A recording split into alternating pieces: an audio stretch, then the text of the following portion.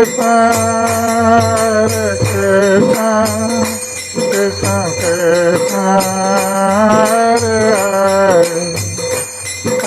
Rama,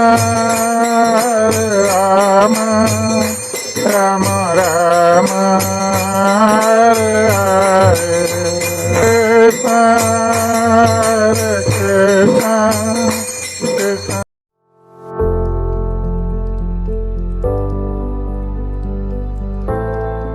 आज एठारे उपस्थित भक्त सज्जन वृंद मातृवृंद आम गतकाली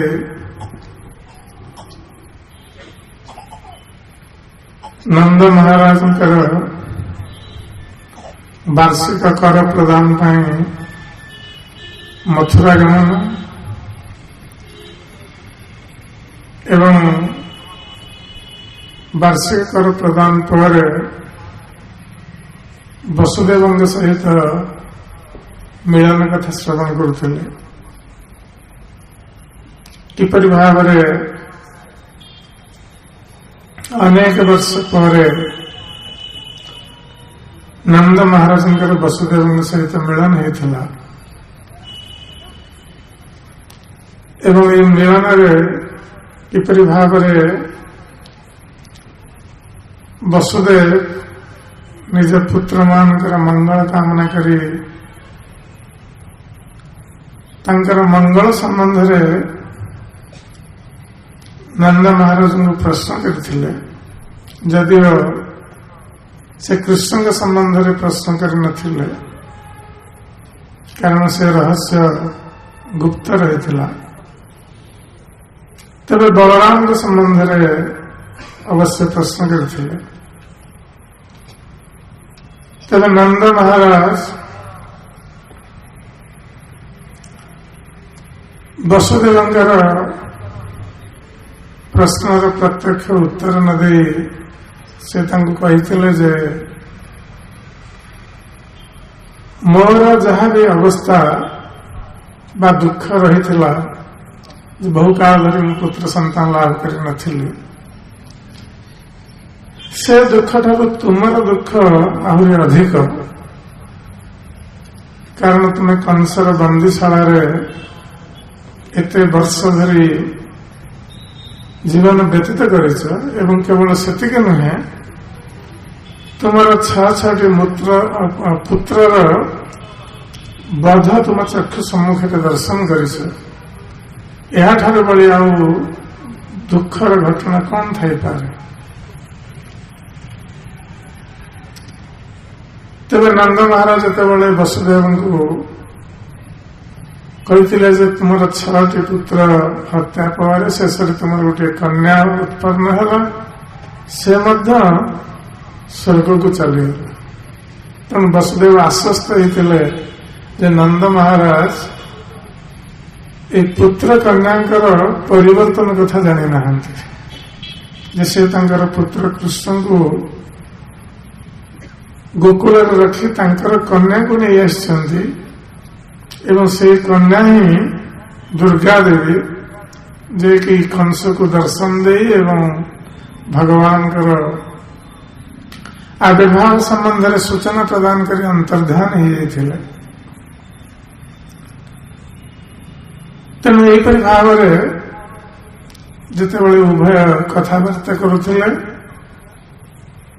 एवं वसुदेव नंद महाराज कहते जदिव आम पारिवारिक संबंध आमर रही किंतु आम चाहिए सत्वे आम एकाकी एकत्र बास करवा आम पक्षरे संभवपर हो पार तेणु ये हूँ भाग्यर विडंबना ये संसार रे समस्ते निज निजर भाग्य अनुजाई सुख व दुख भोग करे भाग्य कहले पूर्वजन्मर कर्मफल पूर्वजन्मर कर्मफल अनुसार समस्त संसार सुख एवं दुख भोग करते एवं विशेष भाव आमे अनेक समय निजर पारिवारिक सदस्य संबंधी मान सहित बंधु मान सहित एकत्र वास करने इच्छा कले आमे एकत्र वास करि पारुना। सेथिबाई वसुदेव कहते जेपरि भाव नदी जलर स्रोत अनेक कोटाकाठी एकाठी भासी जाते तेणु से किछि समय पर स्रोत एकाठी ही भासी जाते एवं किछि बाट एपरि जीवा पर से पुणी परस्पर ठारू अलग हो जाते। ठीक सेहीपरि ये भौतिक संसार रे आमे समस्ते काल द्वारा कबलित किछि समय पर आमे एकत्र वास करिथाउ समय स्रोत एकत्र वास करिथाउ पुणी से समय स्रोत आमको परस्पर ठारू अलग कर दिए। यह हूँ संसार नियम। तेणु यहीपरि कही वसुदेव नंद महाराज को कहले जे वर्तमान आपणकर वार्षिक कर प्रदान कंस को आपण कर सारी एठारे अधिक काल मथुरा रहिबा आपण पक्षरे उचित नहे कारण गोकुल कौन सी अनिष्ट घटित हो पारे कौन सी अघटन घटित हो पारे। तेणु जिते वसुदेव एपरी भाव सूचना प्रदान कले नंद महाराज को नंद महाराज संगे संगे तंकर जो अनुगत माने साथी आसते से धरी गोकुल अभिमुखे तंकर यात्रा आरंभ कले। नंद महाराज जितेबाला गोकुल आसुचंती सेतेबाला तंकर मन मध्य वसुदेव से कथा बारंबार मन पड़ुछि। नंद महाराज चिंता करुछंती जे वसुदेव केबे मिथ्या कहिबे ना कारण से सत्यव्रत भाव प्रसिद्धि लाभ कर वसुदेव केतेबेले मिथ्या कथा कहते ना। तेणु नंद महाराज भावुंट वसुदेव जो सूचना मत प्रदान कले गोकुल किसी अशुभ घटना घटी पारे कौन सी विपद आसीपारे गोकुल प्रति केवे मिथ्या हो पारे ना। तेरे नंद महाराज चिंता कर गोकुल की प्रकार विपद आसीपारे कारण आम जिते भौतिक संसार विपदर आशंका करू से सर्वप्रथम आमर प्रिय व्यक्तिर कथा मन पड़े जे आमर जो सर्वाधिक प्रिय ता प्रति विपद आसुनु तो से विपदग्रस्त ही तो यहीपरि भाव आम सर्वप्रथम प्रिय व्यक्तिर अनिष्ट कथा आम मन को आस काले मोर प्रिय व्यक्तिर किसी अनिष्ट हो प्रति किसी विपद आसीज तेणु से आशंकार आम अधीर आम चिंतित यह स्वाभाविक कथा। तेणु नंद महाराज जितेबाला गोकुल विपद कथा चिंता कले सर्वप्रथमे तांकर मन को आसला तांकर प्रिय पुत्र कथा कारण नंद महाराज तांकर पुत्र कृष्ण से सर्वाधिक प्रिय थे प्राण ठार मध्य अधिक प्रिय। तेणु नंद महाराज कृष्ण प्रति अशुभ आशंकार से शिहरी उठिले जे गोकुल मोर पुत्र प्रति किसी विपद आसेनी तो किंतु ए परिस्थिति रे जितेबाला आमे आमर प्रिय व्यक्ति प्रति विपद आसवा आशंकार आमे चिंतित हो पड़ू से आम कौन कर आमर से शक्ति नहीं जे आमे प्रिय व्यक्तिर विपद को एड़े दे पार जहाँ भवितव्य ताहा अवश्य घटित तेणु से नंद महाराज जेहेतु भगवान भक्त थिले कारण तांकर कुल देवता थिले नारायण नंद महाराज लक्ष्मी नारायण पूजा करुथिले तेणु साधारण भाव में जो माने विपदग्रस्त होती से माने अन्य उपाय न देखी भगवान का स्मरण करते भगवान को प्रार्थना करते विपद रू रक्षा करने तो नंद महाराज निजर आराध्य भगवान नारायण को प्रार्थना कले मने मने जो वसुदेव जो सूचना प्रदान कर गोकुल कौन विपद घटी पारे कौन अघटन घटी पारे एवं मोर पुत्र प्रति जदि कौन विपद आसो ताको मु सह्य करि परिबि नाही तेणु भगवान नारायण को प्रार्थना करी नंद महाराज कहते हे प्रभु आपण कृपा करंतु जपरि मोर पुत्र प्रति कृष्ण प्रति कौन विपद न आस तेरे नंद महाराज जानी ना पुत्र कृष्ण स्वयं भगवान से भगवान को पुत्र ज्ञान कर पार्थक्य वसुदेव एवं नंद महाराज मध्य वसुदेव जानी पुत्र भगवान कारण भगवान श्रीकृष्ण देवकी वसुदेव सम्मुख से निजर विष्णु रूप चतुर्भुज रूप प्रकाश कर सारी तेणु वसुदेव कौन सन्देह नहीं जे पुत्र भगवान नुहे से जानी पुत्र भगवान किंतु नंद महाराज एक जानी ना पुत्र कृष्ण स्वयं भगवान जदिव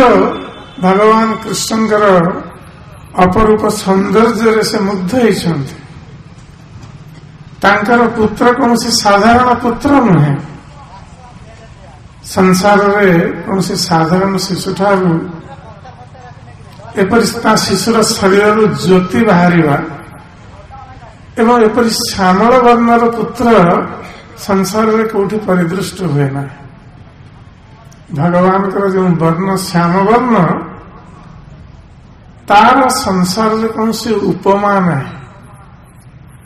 से किपरि वर्ण आम संसार कौन सी वस्तु को नहीं तार उदाहरण दे परिवा नहीं जदियो अनेक समय भगवान को घनश्याम बोली कहा जाए नव निरद तुल्य कहा जाए नव निरद निंदित कांति वर्ण नव निरिद अर्थात आकाश रे आषाढ़ मासरे जिते प्रथम मेघ गोटी आसे जलपूर्ण मेघ तार जपरी वर्ण नव निरोध तक कहे निरोध अर्थात निरदान करे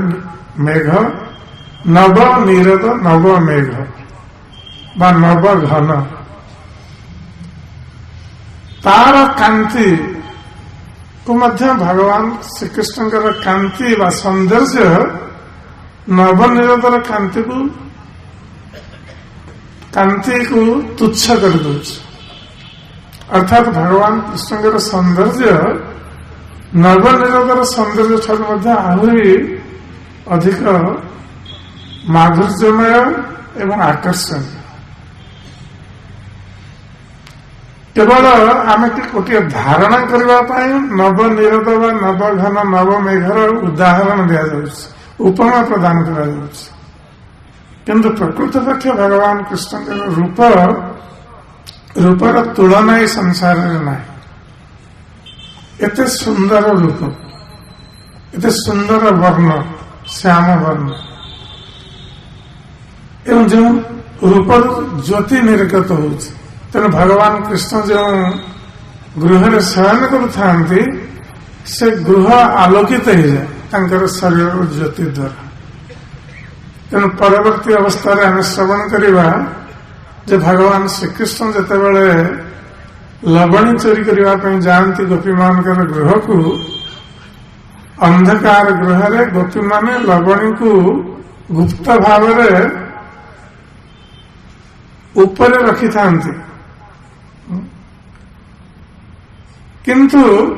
भगवान कृष्ण तंकर शरीर तेज द्वारा से अंधकार गृह को आलोकित कर देखी दिखती क्यों लवणी रही एवं से सखा मान सह लवणी चोरी व्यवस्था करते तेणु से भगवान श्रीकृष्ण तांकु ब्रजभूमि जेकोसी व्यक्ति दर्शन कला से चिंता कला जे ए शिशु साधारण शिशु नुहे जदिव ब्रजवासी मैंने कहीं जानी नथिले जे ये होचंदी भगवान किंतु से माने आशंका व्यक्त करुथिले संदेह करुथिले जे ए शिशु हुए तो कौन से जने देवता ही पारंती महान देवता नंद महाराज पुत्र भाव जन्म ग्रहण करपरी अपरूप सौंदर्य संसार में कौन सी शिशु ठारे केवल परिदृष्ट हुए ना तेणु नंद महाराज से चिंता करछन्ति जे तांकर पुत्र कृष्ण केपरी सुरक्षित रहे कृष्ण प्रति कौन से विपद जेपरी न आसे तेणु से भगवान को प्रार्थना करछन्ति जे हे प्रभु मोर पुत्र प्रति कौन से विपद न आसु तेरे यहीपरि चिंता करी नंद महाराज जितेबाला गोकुल अभिमुखे आसुचंती से समय गोकुल रे एक राक्षसी पूतना से आसी पहुंची जदिव ये पूतना कंसर अनुसार कंस एपरी शक्तिशाली थिला से अनेक असुर को पराजित करी तार अधीनस्थ करथिला तेणु कृष्ण लीला जिते सब असुर आसीथिले कृष्ण को वध करने ब्रजभूमि को समस्ते कंसर अनुसार थिले एमाने समस्ते कंसर वश्यता स्वीकार करथिले कारण कंस प्रबल पराक्रमशाली थिला कंसर शरीर रे 10,000 हाथीर बल थिला तेणु से बलशाली असुर मान को मध्य पराजित करी निजर वशीभूत करथिले तेबे एठारे प्रश्न उठे ये कंस जे कि महाराज उग्रसेन पुत्र महाराज उग्रसेन से थिले भगवान भक्त तेबे एपरी भक्तंकर एपरी गोटे असुर पुत्र किपरि जाता है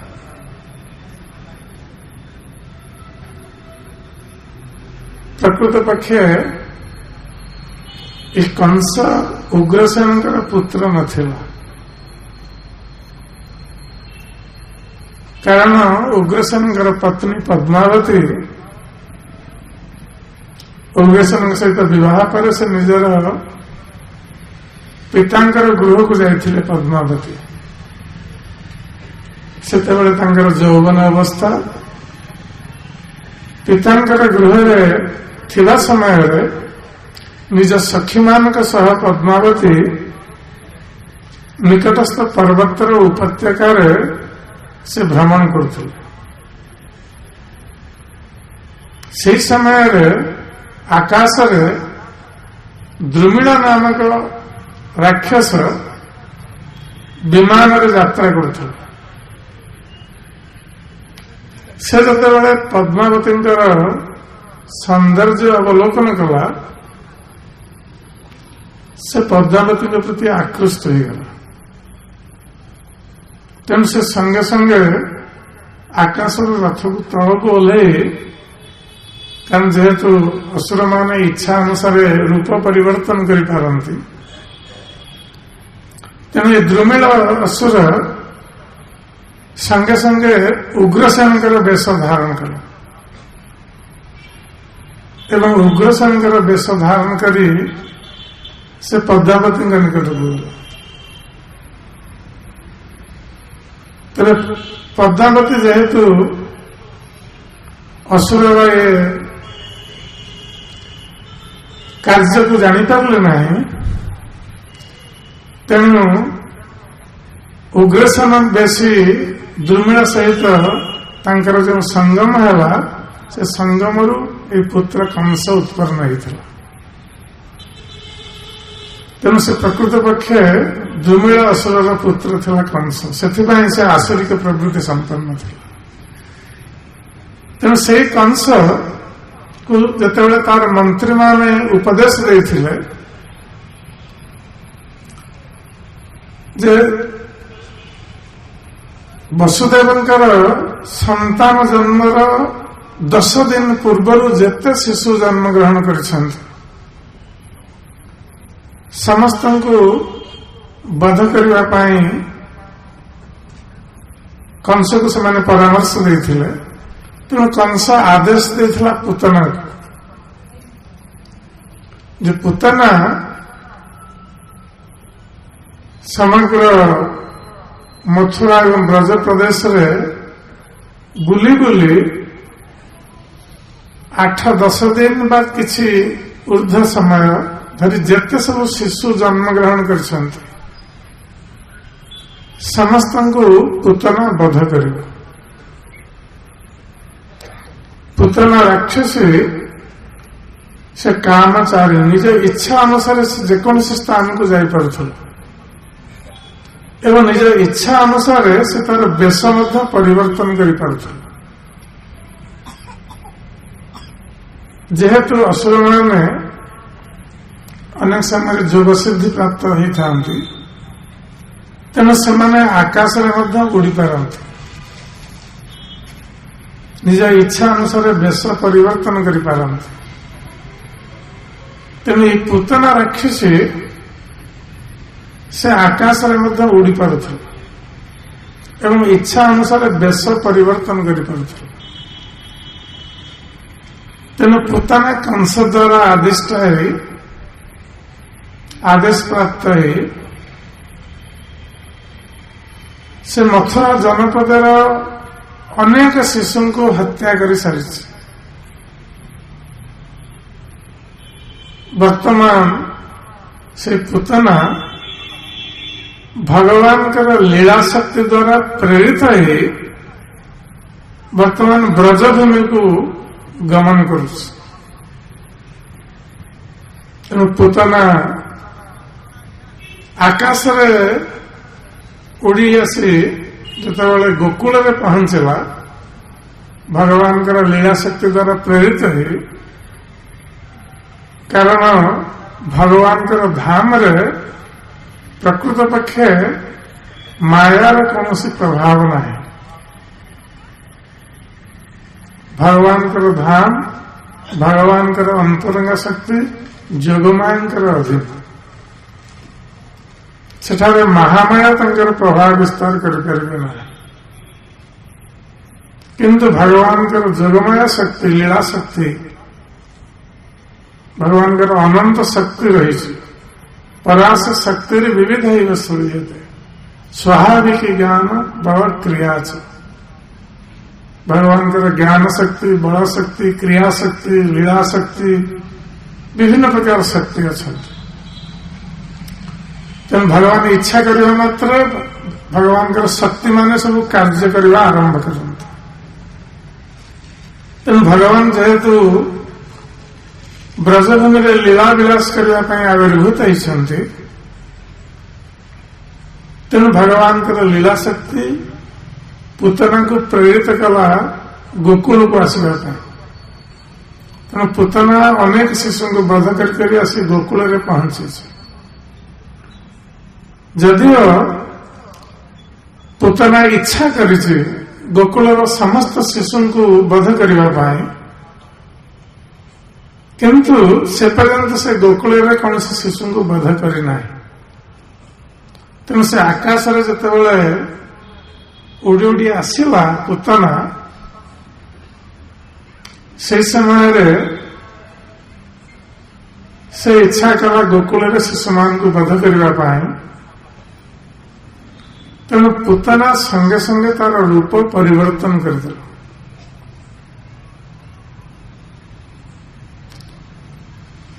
तेबे ये घटना सुखदेव गोस्वामी वर्णन करछन्ति परीक्षित महाराज जे किपरि भाव नंद महाराज श्रवण कले वसुदेव ठारू गोकुल में अघटन प्रसंग एवं पुतना वर्तमान आसुची गोकुल को शिशु मान को बध करने। ता मध्य कृष्ण मध्य रही जे कि नंद महाराज पुत्र भाव आविर्भूत होती। तेणु यही प्रसंग जो वर्णना कर सुखदेव गोस्वामी, से परीक्षित महाराज अत्यंत भयभीत हो गए। जदिओ से जानते कृष्ण भगवान तांको कहीं बध करें ना, किंतु कृष्ण के प्रति प्रेमर आतिशय हेतु परीक्षित महाराज कृष्ण के प्रति जो प्रेम भाव रही, जो संपर्क रही, ये प्रेमर आतिशय हेतु परीक्षित महाराज भयभीत हो गए जे पुतना आसुचे कृष्ण को बध करने। एक कथा चिंता करिए, जिते परीक्षित महाराज भयभीत हेले सुखदेव गोस्वामी लक्ष्य कले परीक्षित महाराज मनोभाव जे परीक्षित महाराज ये पुतना राक्षसी आसवा कथा श्रवण करी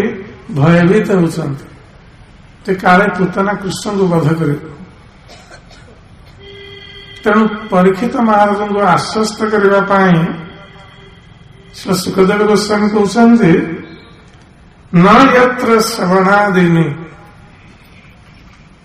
रक्षोघ्नानी स्वकर्मसु। संसार व्यक्ति माने जिते निजर कर्तव्य कर्म संपादन करती,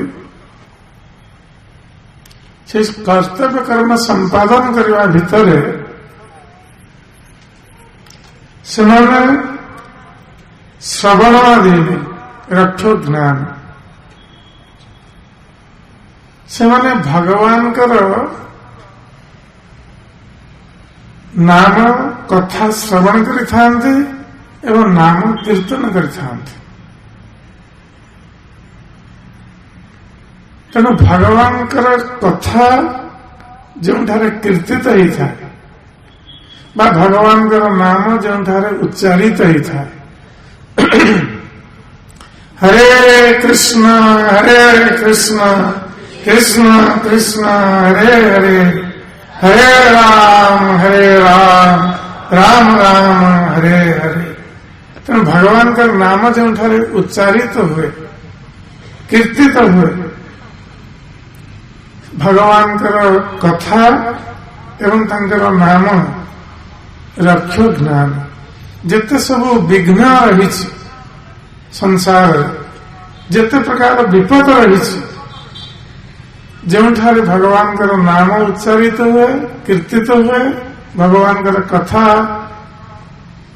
କୁ ଶ୍ରବଣ କରାଯାଏ, ସେ ସ୍ଥାନରେ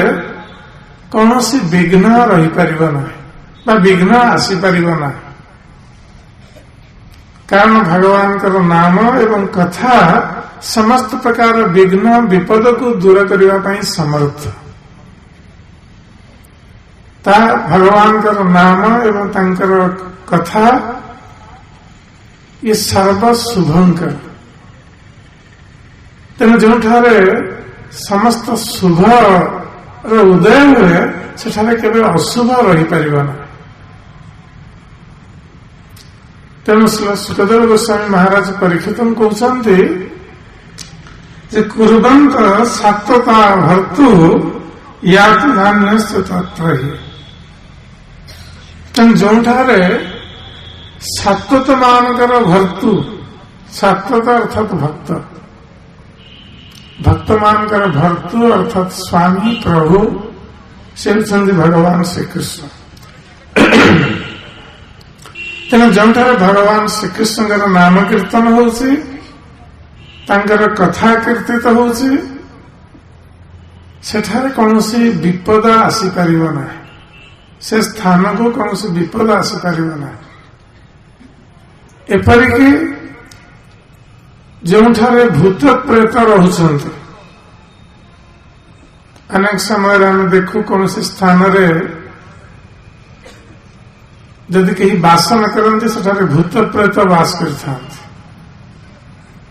ଏବଂ ଭୂତ ପ୍ରେତ ମାନେ ଅନେକ ଉପଦ୍ରବ ସୃଷ୍ଟି କରିଥାନ୍ତି। କିନ୍ତୁ ଯଦି ସେ ସ୍ଥାନରେ ଭଗବାନଙ୍କର ନାମ ସଂକୀର୍ତ୍ତନ ହେବ ତାହେଲେ ଭୂତ ପ୍ରେତ ସେ ସ୍ଥାନ ତ୍ୟାଗ କରି ପଳାୟନ କରିବେ, ସେ ସ୍ଥାନରେ ରହିପାରିବେ। କିନ୍ତୁ ଯେତେ ପ୍ରକାର ଅନ୍ୟ ବ୍ରତ ଅନୁଷ୍ଠାନ କଲେ ମଧ୍ୟ ସେ ବ୍ରତ ଅନୁଷ୍ଠାନ ଭୂତ ପ୍ରେତଙ୍କୁ ବିତାଡ଼ିତ କରିବା ପାଇଁ ସମର୍ଥ ହେବ ନାହିଁ। ଯଦି କେହି ଯଜ୍ଞ ଅନୁଷ୍ଠାନ କରେ ବା ବିଭିନ୍ନ ବୈଦିକ ଅନୁଷ୍ଠାନ କରେ ଭୂତ ପ୍ରେତଙ୍କୁ ବିତାଡ଼ିତ କରିବା ପାଇଁ, ସେସବୁ କିଛି କାର୍ଯ୍ୟ କରିବ ନାହିଁ। କାରଣ ଭୂତ ପ୍ରେତ ଏହି ଯଜ୍ଞ ଅନୁଷ୍ଠାନ ବା ଅନ୍ୟ କୌଣସି ବ୍ରତ ଅନୁଷ୍ଠାନକୁ ଏତେ ଖାତିର କରନ୍ତି ନାହିଁ। କିନ୍ତୁ ଯଦି ସେ ସ୍ଥାନରେ ଭଗବାନଙ୍କର କଥା କୀର୍ତ୍ତନ ହେବ,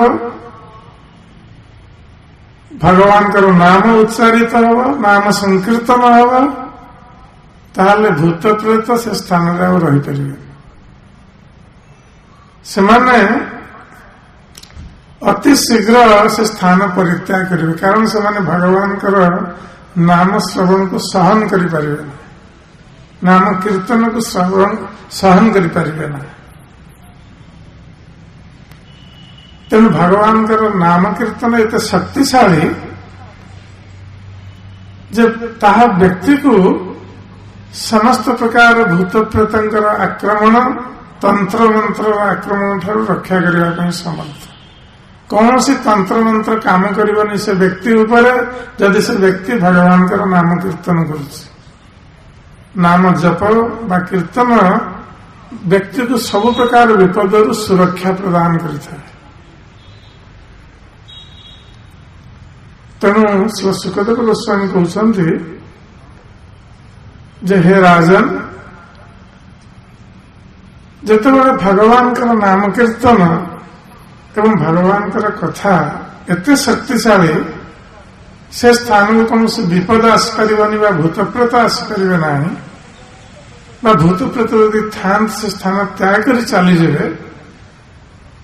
ତାହେଲେ ଯେଉଁଠାରେ ସ୍ୱୟଂ ଭଗବାନ ସାତ୍ୱତ ଭର୍ତ୍ତୁ ଭକ୍ତମାନଙ୍କର ସ୍ୱାମୀ ବା ପ୍ରଭୁ ସ୍ୱୟଂ ଉପସ୍ଥିତ ଅଛନ୍ତି, ସେ ସ୍ଥାନରେ ଭୂତପ୍ରେତ ମାନଙ୍କର ପ୍ରଭାବ ବା ପୁତନା ପରି ରାକ୍ଷସର ପ୍ରଭାବ କିପରି ଅନୁଭୂତ ହୋଇପାରିବ? ତେଣୁ ତୁମର ଚିନ୍ତା କରିବାର କୌଣସି କାରଣ ନାହିଁ, ତୁମେ ଚିନ୍ତିତ ହେବାର କୌଣସି କାରଣ ନାହିଁ, ଭୟଭୀତ ହେବାର କୌଣସି କାରଣ ନାହିଁ। न जातु धानी तत्र ही। तेणु असुर माने राक्षस माने से स्थान को कदापि आसपारे जो भगवान रही। ताहले पूतना राक्षस किपरि आसिला? जदि भगवान उपस्थित रही ब्रजभूमि एवं कौन सी असुर से स्थान को आसीपारे ना, भूत प्रेत आसीपारे ना, ताहले पूतना राक्षस किपरि आसवा को समर्थ है? तार उत्तर हूँ भगवत इच्छा यदृच्छया। भगवान इच्छा ये पूतना राक्षसी आसी। भगवान इच्छा करछन्ति कारण तांको आविर्भाव उद्देश्य कौन? भगवत गीता भगवान कृष्ण कहते जदा जदा हि धर्मस्य ग्लानिर्भवति भारत अभ्युत्थानं धर्मस्य तदात्मानं सृजाम्यहम् परित्राणाय साधूनां विनाशाय च दुष्कृतम्। दुष्कृत जो माने पापी आसुरिक प्रवृत्ति संपन्न से विनाश करने भगवान का अवतार उद्देश्य। तेणु भगवान इच्छा कर कंसर अनुचर माने असुर माने से आसतु ब्रजभूमि मत बध करने आसतु मुझे रही समस्त बध कर मत मथुरा जा आवश्यक हम एम बध करने। तेणु भगवत इच्छा पूतना प्रेरित ही आसी। भगवान लीला शक्ति प्रेरित कर पूतना ता ना पूतनार ब्रजभूमि को आसबार सामर्थ्य नथिला। जो भगवान रही राक्षसी किपरि आसपार किंतु भगवान इच्छा कर राक्षसी आसु। तेणु पूतना आकाश उड़ी उड़ी आसुवा अवस्था से देखी तले गोकुल। तेणु गोकुल को जाई शिशु मान को हत्या करने से संगे संगे रूप परिवर्तन कर। प्रथम राक्षसी रूप थिला पूतना एवं राक्षसी रूप निश्चित भाव में भयंकर रूप एवं एपरी भयंकर राक्षसी को देखिले समस्ते घर दरजा बंद करदे, कहीं घरे प्रवेश करने को देवे नहीं राक्षसी। तेणु पूतना कौन कला तार रूप परिवर्तन कला एवं रूप परिवर्तन कर एक सुंदर स्त्री रूप धारण कला। पूतना एपरी सुंदर स्त्री जार रूप समस्त ब्रजवासी माने मोहित हो गए। पूतना एपरी सुंदर रूप धारण कला से सुंदर रेशमी वस्त्र परिधान करिछि पूतना एवं कर्णरे कुंडल धारण करिछि, गलारे स्वर्ण अलंकार धारण करिछि एवं तार कबरे केशरे मल्लिका पुष्पर माला धारण करिछि एवं समस्त शरीर में विभिन्न प्रकार आभूषण द्वारा सज्जित होइछि एवं ता सहित से स्मित हास्य करुछि। गोटे हाथ में से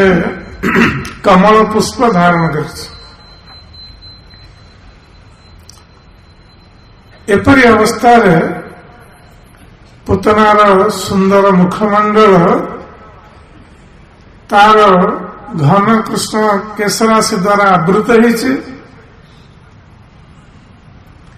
तेरे पूतना जितेबाला यही रूप धारण करी सुंदर स्त्री रूप धारण करी गोकुल प्रवेश कला सेतेबाला से स्मित हास्य करी समस्त प्रति दृष्टिपात करुछि। गोकुलर पुरुष एवं स्त्री मान ऊपर दृष्टिपात करुछि पूतना स्मित हास्य करी दृष्टिपात करुଛି। तेणु सुंदर स्त्री एवं तार मुखमंडल स्मित हास्य ता निश्चित भाव में आकर्षक। तेणु गोकुल जिते पुरुष एवं स्त्री थिले समस्ते पूतनार रूप में मोहित हो एवं विशेष भाव में पुरुष माने अत्यधिक मोहित हो पूतनार सुंदर रूप दर्शन कर। तेणु से समस्ते परस्पर मध्य कथबार्ता होती एते सुंदर स्त्री अवश्य ब्रजवासी माने कम सुंदर नथिले से सब भगवान पार्षद से दिव्य रूप किंतु से पूतनार रूप दर्शन करी मोहित हो से परस्पर मध्य कथबार्ता होती जे ये स्त्री किए गोकुल को आस अपरिचित स्त्री अपरिचित सुंदर स्त्री तेणु एपरी स्त्री तो ब्रजभूमि आम क्यों देखिनु तेणु निश्चित भाव ये स्त्री लक्ष्मी देवी होती कारण नंद महाराज गृह नंद महाराज जेहेतु नारायण पूजा कर गृह एक दिव्य पुत्र उत्पन्न होती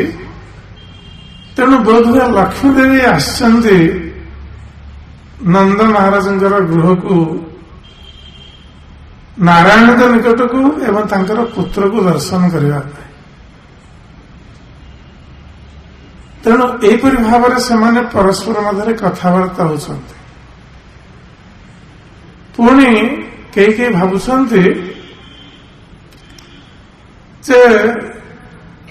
बोध हुए लक्ष्मी देवी किंबा अंबिका दुर्गा देवी किंबा इंद्राणी इंद्रंकर स्त्री ये नंद महाराज गृह जो अपूर्व पुत्र उत्पन्न होती दर्शन करने भीतर किए जने आसी तेणु यहीपरी चिंता करी पूतना जदिओ बिना बाधार गोकुल विचरण करुची किंतु कहीं पूतना को बाधा देना समस्त तार रूप में मोहित हो पूतनार रूप तेणु से अनेक समय सुंदर स्त्री को गुप्तचर वृत्ति प्रयोग नियुक्त करा जाए शत्रु पक्ष को शत्रु पक्षर गुप्त तथ्य हासिल करने शत्रु को बध करने सुंदर स्त्री को नियुक्त करा जाता से पूर्व काल में विषकन्यार प्रयोग होता तेणु पूतना बर्तमान बिना बाधार गोकुल विचरण करुछि तबे भगवान लीला शक्तिर प्रभाव पूतना गोकुल अन्य गृह को जाई शिशु मान को बध करने पूर्व सर्वप्रथम पूतना नंद महाराज गृह आड़ को गमन करुछि भगवान लीला शक्तिर प्रभाव तेणु पूतना प्रथम नंद महाराज गृह को जाऊँ एवं पूतनार सुंदर रूप देखी नंद महाराज गृह नंद महाराज मथुरा जावा पूर्व जिते सब गोप मान को सुरक्षा दायित्व प्रदान करथिले सेमाने समस्त पूतनार रूप में मोहित ही कहीं पूतना को बाधा देना पूतना अनायास नंद महाराज राजप्रसाद प्रवेश करिछि एवं सीधा जाई नंद महाराज शयन कक्ष जो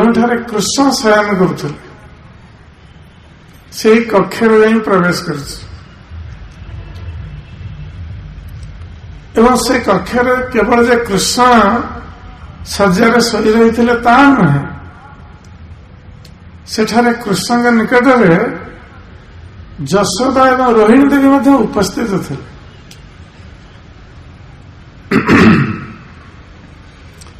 ରୋହିଣୀ ଏବଂ ଯଶୋଦା ଯେତେବେଳେ ପୁତନାଙ୍କୁ ଦେଖିଲେ, ସୁନ୍ଦର ସ୍ତ୍ରୀ, ଅପରିଚିତ ଗୋଟିଏ ସୁନ୍ଦର ସ୍ତ୍ରୀ ତାଙ୍କ ଗୃହକୁ ଆସିଛି, ସେମାନେ ମଧ୍ୟ ମୋହିତ ହୋଇଗଲେ ପୁତନାର ରୂପରେ, ଯଶୋଦା ଏବଂ ରୋହିଣୀ ଦେବୀ। ଏବଂ ପୁତନା ସିଧା ଆସି କୃଷ୍ଣଙ୍କର ଅପରୂପ ସୌନ୍ଦର୍ଯ୍ୟ ଦେଖି ସେ କୃଷ୍ଣଙ୍କ ନିକଟକୁ ଚାଲିଗଲେ ଏବଂ କୃଷ୍ଣଙ୍କୁ ଅନେକ ସମୟ ଧରି ଦର୍ଶନ କରି ରହିଲା। ସେ ଅଭିନୟ କରୁଥିଲା ପୁତନା ଯେ ସେ ଅତ୍ୟନ୍ତ ପୁତ୍ର ବତ୍ସଳା, ତାର ବହୁତ ସ୍ନେହ ରହିଛି ଏ ପୁତ୍ର ପ୍ରତି, ଏପରି ଅଭିନୟ କରୁଥିଲା। ତେଣୁ ସେ କୃଷ୍ଣଙ୍କୁ କୋଳରେ ନେଇ ପୁତନା କହୁଛି ଯଶୋଦା ଏବଂ ରୋହିଣୀଙ୍କୁ ଯେ ତୁମେ ଦୁଇ ଜଣ କିପରି ମାତା, ଏତେ ବଡ଼ ସୁନ୍ଦର ପୁତ୍ର, ତୁମେ ତାକୁ ଶଯ୍ୟାରେ ଶୁଆଇ ତୁମେ ଏପରି ବାହାରେ ରହିଛ, ବସି ରହିଛ, ଏ ପୁତ୍ରକୁ ତୁମେ କୋଳରେ ଧାରଣ କରୁନା, ତୁମେ କିପରି ମାତା? ଏବଂ ଏ ପୁତ୍ରକୁ ମୁଁ ଯଦି ତୁମ ପରି ମାତା ହେଇଥାନ୍ତି, ସବୁ ସମୟରେ ଏପରି ପୁତ୍ରକୁ କୋଳରେ ଧାରଣ କରୁଥାନ୍ତି ଏବଂ ସ୍ତନ୍ୟପାନ କରି ଏପରି ପୁତ୍ର ସୁଖ ଅନୁଭବ କରୁଥାନ୍ତି। ତେଣୁ ଯେତେବେଳେ ପୁତନା ଏପରି କହିବାକୁ ଆରମ୍ଭ କଲା, ଯଶୋଦା ଏବଂ ରୋହିଣୀଙ୍କୁ ଆକ୍ଷେପ କରି, ସେତେବେଳେ ଯଶୋଦା ଏବଂ ରୋହିଣୀ ଭାବିଲେ ଇଏ ନିଶ୍ଚିତ ଭାବରେ କୌଣସି ସ୍ତ୍ରୀ ଆମର ପୁତ୍ର ହେଇଛି ବୋଲି ଶ୍ରବଣ କରି ଆସିଛି ଆମ ପୁତ୍ରକୁ ଦର୍ଶନ କରିବା ପାଇଁ ଏବଂ ପୁତ୍ରକୁ ସ୍ନେହ କରୁଛି। ତେଣୁ ସେମାନେ ଆଉ ବାଧା ଦେଲେନି ପୁତନା। କିନ୍ତୁ ପୁତନା ଯଦିଓ ସୁନ୍ଦର ସ୍ତ୍ରୀର ଅଭିନୟ କରୁଛି, କିନ୍ତୁ ତାର ହୃଦୟ ଅତ୍ୟନ୍ତ କଠୋର ଏବଂ ଶିଶୁମାନଙ୍କୁ ବଧ କରିବା ପାଇଁ ସେ ତାର ସ୍ତନରେ କାଳକୂଟ ବିଷ ବୋଳି ଆସିଛି। ତେଣୁ ଅନେକ ସମୟରେ ଯଦିଓ ସୁନ୍ଦର ସ୍ତ୍ରୀ ଅନ୍ୟମାନଙ୍କ ପାଇଁ ଆକର୍ଷଣୀୟ, କିନ୍ତୁ ତାର ହୃଦୟରେ କଣ ଅଛି ଅନେକ ସମୟରେ ଜଣାପଡେନି ଏବଂ ଲୋକମାନେ ମୋହିତ ହେଇଯାଆନ୍ତି ତାର ବାହ୍ୟ ରୂପ ଦର୍ଶନ କରି। ତେଣୁ ସମସ୍ତେ ଗୋକୁଳରେ ପୁତନାର ବାହ୍ୟ ରୂପ ଦର୍ଶନ କରି ମୋହିତ ହେଇଛନ୍ତି। ତାର ହୃଦୟରେ ସେ କଣ ଉଦ୍ଦେଶ୍ୟ ନେଇ ଆସିଛି ସେ କଥା କେହି ଜାଣିପାରୁନାହାନ୍ତି। ତେଣୁ ପୁତନା ସ୍ତନରେ କାଳକୂଟ ବିଷ ଭଳି ଯେତେବେଳେ ଆସିଛି କୃଷ୍ଣଙ୍କୁ ବଧ କରିବା ପାଇଁ ଏବଂ ଅଭିନୟ କରୁଛି, ମାତାର ଅଭିନୟ କରୁଛି ଏବଂ ମାତା ପରି ସ୍ତନପାନ କରିବା ପାଇଁ ସେ ଆଗଭର ହେଉଛି। ସେହି ସମୟରେ ଭଗବାନ ଶ୍ରୀକୃଷ୍ଣ, ଯିଏକି ସେତେବେଳେ 6 ଦିନର ଶିଶୁର ଅଭିନୟ କରୁଛନ୍ତି ଭଗବାନ, ଯଦିଓ ସେ ଶିଶୁର ଅଭିନୟ କରୁଛନ୍ତି କିନ୍ତୁ ସେ ସର୍ବଜ୍ଞ ଭଗବାନ। ଶିଶୁ ଅବସ୍ଥାରେ ମଧ୍ୟ ସେ ଭଗବାନ ଶିଶୁ ରୂପ ଗ୍ରହଣ କରିବାର ଅର୍ଥ ନୁହେଁ ଯେ ସେ ସାଧାରଣ ଶିଶୁ ପରି ହେଇଗଲେ। ତେଣୁ ଭଗବାନଙ୍କୁ କୁହାଯାଇଛି ଚରାଚର ଆତ୍ମା, ଚରାଚର ଆତ୍ମା, ଯେ ସମସ୍ତ ଚର ଏବଂ ଅଚର ପ୍ରାଣୀ ମାନଙ୍କର ଆତ୍ମା ସଦୃଶ ସମସ୍ତଙ୍କ ହୃଦୟରେ ପରମାତ୍ମା ରୂପରେ ନିବାସ କରୁଛନ୍ତି। ତେଣୁ ସେ ସମସ୍ତଙ୍କର ହୃଦଗତ ଭାବକୁ ଜାଣନ୍ତି। ଭଗବାନ ସମସ୍ତଙ୍କର ହୃଦଗତ ଭାବକୁ ଜାଣିଥାନ୍ତି। ଆମେ ଯେତେବେଳେ କୌଣସି ପାପ କାର୍ଯ୍ୟ କରିବା ପାଇଁ ଚିନ୍ତା କରୁ ମନରେ, ପାପ କାର୍ଯ୍ୟ କରିବା ପୂର୍ବରୁ ପ୍ରଥମେ ମନରେ ଚିନ୍ତା ହୁଏ। ସେ ଚିନ୍ତା କରିବା ସମୟରେ ଭଗବାନଙ୍କୁ ଜଣାଯାଏ ଯେ ଏ ବ୍ୟକ୍ତି ପାପ କାର୍ଯ୍ୟ କରିବା ପାଇଁ ଚିନ୍ତା କରୁଛି। ତେଣୁ ଭଗବାନ ସେତେବେଳେ ଜାଣି ସାରିଥାନ୍ତି। ପୁଣି ଯେତେବେଳେ ଆମେ ପାପ କାର୍ଯ୍ୟ କରୁ ସେତେବେଳେ ଭଗବାନ ସେ କାର୍ଯ୍ୟର ସାକ୍ଷୀ ରୁହନ୍ତି। ତେଣୁ ତାଙ୍କୁ ଅନ୍ତର୍ଯାମୀ କୁହାଯାଇଛି ଏବଂ ସବୁ କର୍ମର ସାକ୍ଷୀ ବୋଲି କୁହାଯାଇଛି। କର୍ମଣା ଦୈବ ନେତ୍ରେଣ, ଆମର ସମସ୍ତ କର୍ମ ଦୈବ ନେତ୍ର ଦ୍ୱାରା ପରିଦୃଷ୍ଟ ହେଉଛି। ଦେଖୁଛନ୍ତି ଦୈବ ଭଗବାନ ପ୍ରତିଟି କର୍ମକୁ, ଆମର ପାପ ପୁଣ୍ୟ ସବୁ କର୍ମକୁ ସେ ଦେଖୁଛନ୍ତି। ତେଣୁ ସେ ଆମ କର୍ମର ସାକ୍ଷୀ। ଅନେକ ସମୟରେ ଆମେ ପାପ କାର୍ଯ୍ୟ କରି ହୁଏତ କୋର୍ଟ କଚେରୀରେ ଆମେ ଦଣ୍ଡିତ ନ ହେଇପାରୁ, କୋର୍ଟ କଚେରୀ ଆମେ ଖସି ଯାଇପାରୁ। ଅନେକ ସମୟରେ ଦେଖାଯାଏ ଲୋକ ହତ୍ୟା କରୁଛି, କୋର୍ଟ କଚେରୀରେ ନିର୍ଦ୍ଦୋଷରେ ଖଲାସ ହେଇଯାଉଛି। ତେଣୁ ସାଧାରଣ ଲୋକ ଭାବନ୍ତି ଯେ ସଂସାରରେ ଧର୍ମ ନାହିଁ,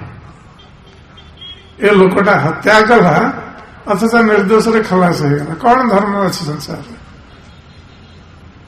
ଆଉ ଅନେକ ସମୟରେ ଦେଖାଯାଏ ଜଣେ ନିର୍ଦ୍ଦୋଷ ବ୍ୟକ୍ତି, ସେ ହତ୍ୟା କରିନି ଅଥଚ ସେ ଦଣ୍ଡିତ ହେଉଛି। ତେଣୁ ଲୋକଙ୍କର ଧର୍ମ ଉପରେ ଆସ୍ଥା ତୁଟିଯାଏ, କାରଣ ସେମାନେ ପ୍ରକୃତ ଧର୍ମର ଗତିକୁ ଜାଣିନଥାନ୍ତି। ଯେ ପ୍ରକୃତ ପକ୍ଷେ ପ୍ରତିଟି କର୍ମର ଫଳ ଆମେ ଭୋଗ କରିବା ପାଇଁ ବାଧ୍ୟ। ଯେଉଁ ବ୍ୟକ୍ତି ହତ୍ୟା କରୁଛି ଏବଂ କୋର୍ଟରେ ନିର୍ଦ୍ଦୋଷରେ ଖଲାସ ହେଇଯାଉଛି, ସେ ଭାବୁଛି ମୁଁ ହତ୍ୟା କରି ମଧ୍ୟ ଦଣ୍ଡିତ ହେଲିନି, ସେ ବହୁତ ପ୍ରସନ୍ନ ହେଇଯାଉଛି। କିନ୍ତୁ ସେ ଭୁଲି ଯାଉଛି ଯେ ସେ ହତ୍ୟାର ଦଣ୍ଡ ଏବେ ନ ମିଳିଲେ ମଧ୍ୟ ଆଗକୁ ମିଳିବାର ଅଛି, ଏ ଜନ୍ମରେ କିମ୍ବା ପରଜନ୍ମରେ। ଯେଉଁ ବ୍ୟକ୍ତି ହତ୍ୟା କରେନି ଅଥଚ ଦଣ୍ଡିତ ହେଉଛି, ଆମେ ଭାବୁଛେ ଇଏ ନିର୍ଦ୍ଦୋଷ ବ୍ୟକ୍ତି ଦଣ୍ଡ ପାଉଛି,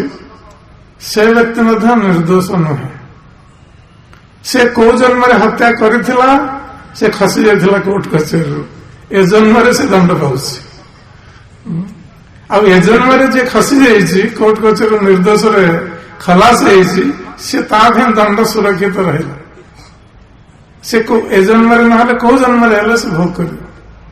ତେଣୁ ଧର୍ମ ରହିଛି, ଭଗବାନ ରହିଛନ୍ତି, ସବୁ ଦେଖୁଛନ୍ତି। କିନ୍ତୁ ଆମେ କେତେବେଳେ ଦଣ୍ଡିତ ହବା ସେଟା ଭଗବାନଙ୍କ ହାତରେ, ଆମ ହାତରେ ନାହିଁ। ଆମେ ଭାବୁଛେ ଏ ବ୍ୟକ୍ତି ପାପ କାର୍ଯ୍ୟ କଲା, ସଙ୍ଗେ ସଙ୍ଗେ ତାକୁ ଦଣ୍ଡ ମିଳିବା ଆବଶ୍ୟକ। କିନ୍ତୁ ଭଗବାନ ସେପରି କରନ୍ତି ନାହିଁ, ଆମ ଇଚ୍ଛା ଅନୁସାରେ ଦଣ୍ଡିତ କରନ୍ତି ନାହିଁ। କିନ୍ତୁ ପ୍ରତ୍ୟେକ ବ୍ୟକ୍ତି ଯେ ଦଣ୍ଡିତ ହବ, ଏଥିରେ କୌଣସି ସନ୍ଦେହ ନାହିଁ। ତେଣୁ ଇଏ ହେଉଛି ସଂସାରର ନିୟମ। ଯେହେତୁ ଆମେ ବୁଝିପାରିନେ ଧର୍ମର ଗତି କିପରି, କର୍ମର ଗତି କିପରି,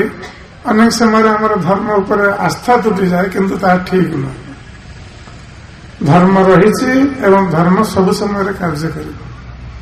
ତେଣୁ ଭଗବାନ ଅନ୍ତର୍ଯାମୀ, ସେ ଜାଣୁଛନ୍ତି ଆମ ହୃଦୟରେ କଣ ଅଛି। ସେ ଅନୁସାରେ ସେ ଆମକୁ ଠିକ ସମୟ ଆସିଲେ ଆମକୁ ଆମ କର୍ମର ଫଳ ପ୍ରଦାନ କରିବେ। ତେଣୁ ଭଗବାନ କୃଷ୍ଣ ଯଦିଓ 6 ଦିନର ଶିଶୁର ଅଭିନୟ କରୁଛନ୍ତି, ଯେତେବେଳେ ପୂତନା ରାକ୍ଷସୀ ଆସିଛି ସ୍ତନରେ କାଳକୂଟ ବିଷ ବୋଳି ତାଙ୍କୁ ହତ୍ୟା କରିବା ପାଇଁ, କାରଣ ଭଗବାନ କୃଷ୍ଣ ପୂତନାକୁ ଆକର୍ଷିତ କରିଛନ୍ତି ତାଙ୍କ ପ୍ରତି, ଏଇଥିପାଇଁ जे पुतना जदि प्रथमे ब्रजर अन्य गृह मान को जाई शिशु मान को हत्या करता ब्रजवासी मान महान दुख विपद उपस्थित होता। तेणु ब्रजवासी मान को रक्षा करने विपद भगवान कृष्ण लीला शक्ति सर्वप्रथम पुतना को नंद महाराज गृह को आकर्षित कर नंद महाराज गृह को पुतना आसिल यही तार बध हम अन्य शिशु मान को हत्या करने पूर्व पुतना निजे मृत्युवरण कर। तेणु भगवान एक कथा जानते चराचरात्मा। तेणु भगवान जो देखिले जो पुतना वर्तमान आसूची बध करने जदि से शिशुर अभिनय कर तेणु भगवान कौन कले ना पुतना आसी निकट को आसवा पूर्व भगवान चक्षु बंद कर दे।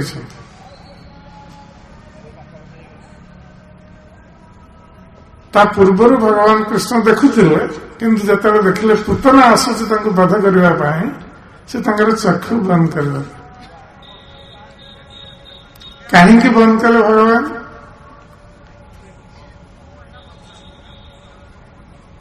प्रथम कथा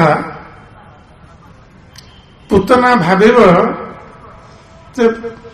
भगवान भय चक्षु बंद करदे। पुतना राक्षसर भय भगवान चक्षु बंद करदे। तेणु भगवान एक साधारण शिशुर अभिनय करपरिक साधारण शिशु राक्षसी कौन सी भयंकर दृश्य देखिले चक्षु बंद करदे बा अनेक समय कौन सी अजना व्यक्ति को देखिले चक्षु बंद करदे। तेणु भगवान जपरी भयभीत होपरी अभिनय कर चक्षु बंद करदे। ये गोटे कारण हो पारे तार अन्य कारण जे भगवान हूँ तो चिंता करुले जे वर्तमान एक पुतना राक्षसी आसी मते बध करने किंतु मु वर्तमान ताकू बध करने को जाऊँगी तार अर्थ मु वर्तमान गोटे स्त्री को हत्या करी।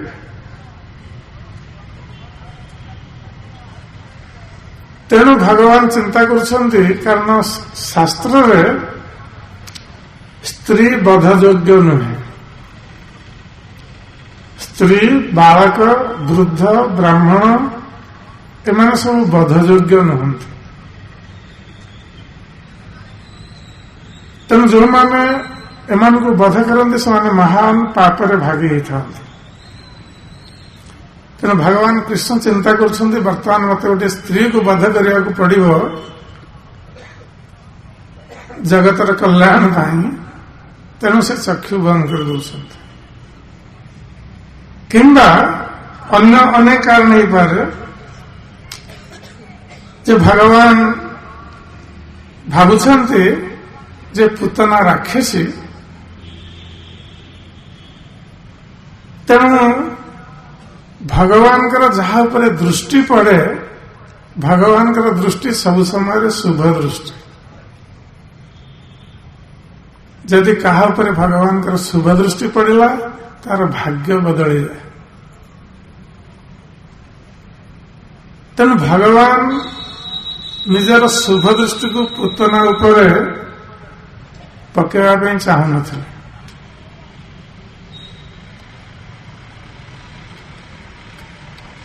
सेथिपाई भगवान चक्षु बंद कर आ जदि भगवान शुभ दृष्टि पकई था पुतना उपरे हुए तो पुतनार मन परिवर्तन हो पारि था। भगवान शुभ दृष्टि को प्राप्त है। तेणु भगवान जेहेतु लीला करने को जाउछन्ति पुतना को बध करने को जाउछन्ति तेणु से चक्षु बंद कले तांकर शुभ दृष्टि पकेवाक चाहूनथिले एवं आउ गोटे कारण हो पारे जे भगवान जेहेतु पुतना को वध करने को जाउछंती तेणु से पुतनार मृत्यु दर्शन करने को चाहूनथिले वर्तमान से पुतना को मृत्यु प्रदान करेंगे ताकू वध करेंगे तेणु से ए दृश्य देखा चाहूनथिले तेणु चक्षु बंद कर एपरी अनेक कारण हो पारे भगवान चक्षु बंद कर कारण जहाँकि आम आचार्य माने प्रदान कर तेणु एपरी अवस्था पुतना जो निकट को आसला भगवान कृष्णकर एवं जपरी मुझे बर्तमान कहूली जशोदा एवं रोहिणी को कटाक्ष कर से भगवान कृष्ण को निज कोल को नहीं गला से भगवान कृष्ण चक्षु बंद कर तेरे पुतना क्या कोल को नौ वर्तमान जे होती अनंत जो भगवान अनंत जहांकर अंत नहीं आदि अंत नहीं से अनंत असीम से अनंत को पुतना वर्तमान कोल धारण करुच्छ एवं से अनंत वर्तमान पुतना पाई कौन ना अंतकम से वर्तमान पुतनार अंत करिवे अर्थात पुतना को मृत्यु प्रदान करिवे तापाई काल सदृश मृत्यु सदृश तेणु पुतना भगवान कृष्ण को जिते कोल को नेला से सुखदेव गोस्वामी कहते महाराज परीक्षित को जे पुतना जानिनी जो भगवान अनंत आजे तार अंत करने आविर्भूत होती तार मृत्यु को से वर्तमान कूल को नहीं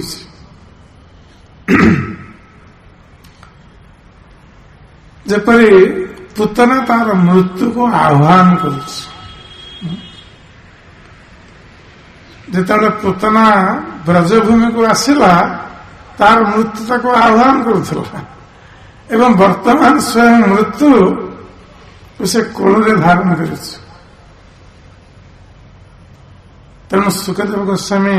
उदाहरण दी कहते जेपरी गोटे सर्प सोई रही था रास्ता सोई रही था एवं कौन सी व्यक्ति से सर्प को रज्जु बोली ज्ञान करी सुप्त सर्प को निजर कोल को नहीं आसे तेणु रज्जु बोली ज्ञान करी जदि कहीं सुप्त सर्प को शोईथिबा साप को कोल धारण करे ताल तार अवस्था कौन होगा मृत्यु सुनिश्चित से सर्प निश्चित भाव में दंशन कर ठीक सहीपरी ये पुतना काल सर्प परि कृष्ण को निज कोल धारण कर एवं तार मृत्यु जो सुनिश्चित एथरे कौन से संदेह नहीं तेणु सुखदेव गोस्वामी महाराज परीक्षित को आश्वस्त कर पुतनार मृत्यु सुनिश्चित कारण से तार मृत्यु को वर्तमान कोल धारण कर तेणु यहीपरि भाव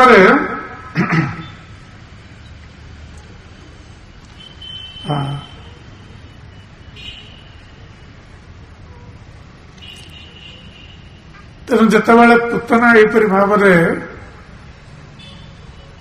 कृष्ण को कोल धारण कर जशोदा एवं रोहिणी देवी से देखुंट जे पुतना मातृ स्नेह प्रदर्शन करी से कृष्ण को वर्तमान कोଳରେ धारण करिछि। जदियो पुतनार हृदय अत्यंत तीक्ष्ण कठोर, तरवारी परि अत्यंत तीक्ष्ण एवं कठोर, जेपरि श्री सुखदेव गोस्वामी कहते ताम तीक्ष्ण चित्तम अति वाम चेष्टिता, जे पुतनार चित्त हृदय अत्यंत तीक्ष्ण एवं कठोर, किंतु बाहर सुंदर स्त्री वेश धारण करी मातृवत माता परी से तार चेष्टा प्रदर्शन करुछि, मातृ चेष्टा प्रदर्शन करुछि। जेपरि पुत्र वत्सला माता पुत्र को स्नेह प्रदर्शन करने को जाई पुत्र को कोल को नहीं जानती, ठीक सेहीपरि पुतना वर्तमान कृष्ण को पुत्र स्नेह प्रदर्शन करी पुत्रवत स्नेह प्रदर्शन करी कोଳରେ धारण कर। ଯଶୋଦା व ରୋହିଣୀ देवी ଦେଖୁଛନ୍ତି एवं पुतनार ये स्नेह किपरि, जेपरि असी अर्थात तरवारी विक्षांतरा कोश परिच्छेद असीवत, एपरि तरवारी तार कोशरे आबद्ध ही रही था। तरवारी जदिओ तीक्ष्ण किंतु कोशरे जेपर्यंत आबद्ध ही रही जाइछि तार तीक्ष्णता को कहीं दर्शन करती ना। जेतेबेले पर्यंत तरवारी मुक्त हैनी कोशर, ठीक सेहीपरि एई पुतना तार तीक्ष्ण हृदय वर्तमान उन्मुक्त है। ଯଶୋଦା ଏବଂ ରୋହିଣୀ देवी दर्शन कर पारना तार तीक्ष्ण हृदय, केवल तार बाह्य चेष्टा मातार चेष्टा, मातार जो स्नेह पुत्र प्रति से स्नेह चेष्टा केवल दर्शन कर। एवं बर स्त्री तत्प्रभया च धर्षिते निरीक्षमाणे जननी अतिष्ठता। तेणु पुतनार जो जननी भाव मातार भाव ଯଶୋଦା ଏବଂ ରୋହିଣୀ दर्शन करी सेमाने भावुछन्ति सेमाने प्रकृत पक्ष मोहित हो जाइछन्ति। पुतनार रूप एवं तार चेष्टा कृष्ण के प्रति स्नेह प्रदर्शन चेष्टा या देखि सेमाने मोहित हो जाइछन्ति। तेणु सेमाने पुतना को बाधा दौना, बाधा प्रदान करूना जैसे कहीं कृष्ण को कोଳରେ धारण कर। सेमाने मौन रहउछन्ति। एपरि भावरे जेतेबेले पुतना भगवान कृष्ण को कोଳରେ धारण कला एवं निजर स्तन को जो स्तन से कालकूट विष बोली से स्तन को भगवान कृष्ण को मुखरे दे स्तन पान करने। तेणु भगवान श्रीकृष्ण जेतेबेले पुतनार कालकूट लेपित स्तन को निज मुखरे धारण कले सेतेबेले भगवान कृष्ण निजर दुई हाथ में पुतनार स्तन को दृढ़ भाव धरी रखिले एवं दृढ़ भाव धरी रखी एपरी जेपरी आमे आंब को चिपुड़ी करी चोसी करी खाई थाउ, ठीक सेहीपरि अति दृढ़ भाव भगवान कृष्ण पुतनार स्तन को एपरी भाव पीड़ित कले एवं तार दुग्ध को पान करने सहित तार प्राण को भगवान शोषि ने। एठारे भगवान संहार शक्ति कार्य करुଛି। तेणु भगवान कृष्ण जो अति जोर रे पुतनार स्तन को पीड़ित करने को आरंभ कले सेतेबेले पुतना शरीर सर्वांग जो सब मुख्य स्थान महत्वपूर्ण स्थान थिला तार शरीर सबु स्थान रे पुतना कष्ट अनुभव कल। केवल स्तन रे तार कष्ट हो नथिला, तार सर्वांग रे विभिन्न स्थान रे से कष्ट अनुभव कल एवं से कष्ट अनुभव करथवा हेतु पुतना चित्कार करने को लगे, अति जोर चित्कार करने को लगे एवं चित्कार करी पुतना कृष्ण को जो धारण करता कोल कृष्ण को छाड़ी दे वर्तमान भगवान कृष्ण पुतनार स्तन को दृढ़ भाव धरी रखिंट एवं निजर पाद को तार बक्ष देश स्थापन कर पुतनार बक्ष देश। पुतना जोर चित्कार करी कहूँ मते छाड़ी दे छाड़ी दे, कृष्ण कहूँ मते छाड़ी दे छाड़ी दे, किंतु कृष्ण और पुतना को छाड़ू ना। पुतना निजर समस्त शक्ति प्रयोग करुछि भगवान कृष्ण को स्तन रु छड़े तल को फिंगी दे, किंतु से जेते चेष्टा कले मध्य भगवान कृष्ण को ता स्तन रु छड़े पार। भगवान को किए छड़े धर निकट में पुतनार शक्ति कहते। तेणु भगवान कृष्ण पुतना को दृढ़ भाव पुतनार स्तन को धरी एवं निजर पाद को प्रहार कर बक्ष देश। पुतना जिते चेष्टा कले कृष्ण को छड़े पारनी स्तन एवं तार प्राण बाहरी जावाक बसी। पुतनार प्राण वायु बाहरी जावाक बसला। पुतनार समस्त शरीर घर्माक्त हो गला, सब झाड़ बाहरी गला एवं पुतना अत्यंत पीड़ा अनुभव करी से हाथ गोड़ छाटिबा को आरंभ कला एवं जितेबाला पुतना एपरी चित्कार करुच्ची हाथ गोड़ छाटुची आ कृष्ण को छड़े पारुनी तार बक्ष देश पुतनार एपरी चित्कार एवं हाथ गोड़ छाटिबा द्वारा पृथ्वी प्रकंपित होगा आरंभ कला पुतनार एपरी शक्ति द्वारा। पर्वत सहित पृथ्वी एवं निम्न लोक अतल वितल सुतल रसातल आदि ये सब कंपित हवा को लगे पुतनार चित्कार एवं हस्तपदर प्रहार।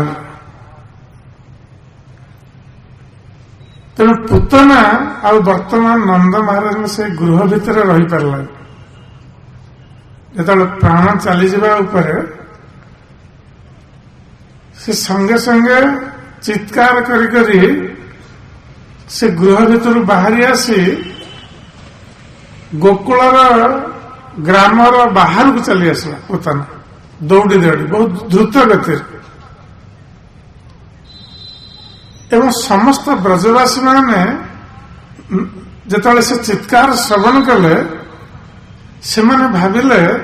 जे बोधे स्वर्गर वज्रपात हो गल। तेणु समस्त भय निज निज घर बाहरी आसिले एवं जो माने बाहर थिले अति भय वज्रपात है बोली भय करी से सब तले पड़गले। जपरी वज्रपात है भयंकर शब्द हुए तेणु ठीक सहीपरी पुतनार भयंकर शब्द ब्रजवासी माने सब घर बाहरी आसिले भयभीत हो गए। यशोदा और रोहिणी जिते दृश्य देखिले से माने देखिले जे कृष्ण ये पुतनार कोଳରେ एवं पुतना वर्तमान जो सुंदर स्त्री रूप थिला वर्तमान पुतनार रूप परिवर्तन होगा आरंभ कर तार स्वरूप को पुतना आसी जाउछ तार राक्षसी रूप